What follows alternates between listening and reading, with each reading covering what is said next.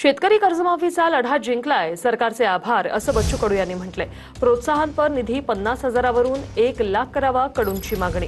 सरकारला शेतकरी कर्जमाफीपासून पळ काढता येणार नाही असं शेट्टी यांनी म्हटलंय। तर कर्जमाफीसाठी आचारसंहितेचं कारण देणं धादांत खोटं आहे असं राजू शेट्टी यांनी म्हटलं।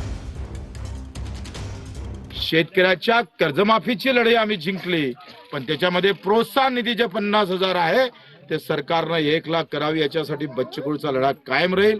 पुन्हा सरकारचं आभार मानून, सगळ्यांना धन्यवाद देऊन आपल्या सर्वांचे आभार मानतो। ही कर्जमाफी माझ्या शेतकऱ्यांच्या खात्यापर्यंत आणि त्याच्या खऱ्यातलं आयुष्य बदलणारी राहील अशा सुद्धा अपेक्षा करतो आहे। निवड कर्जमाफी घेऊन चालणार नाही, तर हमी भावाच्या लढाईसाठी सुद्धा माझा शेतकरी उभा राहिल्याशिवाय राहणार नाही।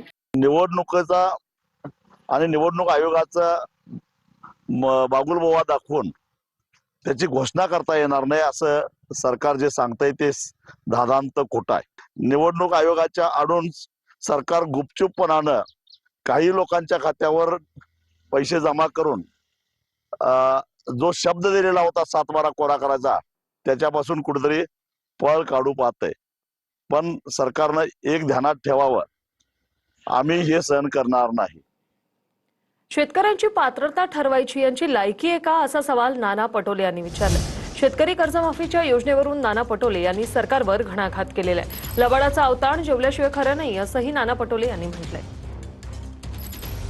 लबाडाचं जेवण जेवल्याशिवाय पूर्ण होत नाही। यांच्या जाहीरनाम्यामध्ये यांनी सरसकट कर्जमाफीची घोषणा केलेली आहे आणि यांनी आता शेतकऱ्यांची पात्रता ते ठरवणार आहेत अशा पद्धतीने। हे कोण होतात, यांची काय लायकी आहे पात्रता शेतकऱ्यांची ठरव? अन्नदात्यांचा अपमान आहे, या पद्धतीचं यांनी करावं। आणि म्हणून यांच्या कर्जमाफीच्या बाबत जे अजूनही स्पष्टता नाही आणि केली तर ती सरसकट करावी, ही भूमिका आमची आहे। तर आम्ही कोणतीही होर्डिंगबाजी न करता कर्जमुक्ती दिली होती असं आदित्य ठाकरे यांनी म्हटले। यावेळी कर्जमाफी शेतकऱ्यांच्या खात्यापर्यंत पोहोचेल एवढी अपेक्षा असं आदित्य ठाकरे म्हणतात। सगळ्या शेतकरी बांधवांना विचाराल तर ते एकच सांगतात की जी कर्जमाफी त्यांच्यापर्यंत पोहोचली, कर्जमुक्ती कुठेही होर्डिंग बॅनर गाजावाजा न करता पण खात्यापर्यंत पोहोचली, बांधावर पोहोचली, ती दिलेली होती मुख्यमंत्री उद्धवजी ठाकरे यांनी 2020 साली।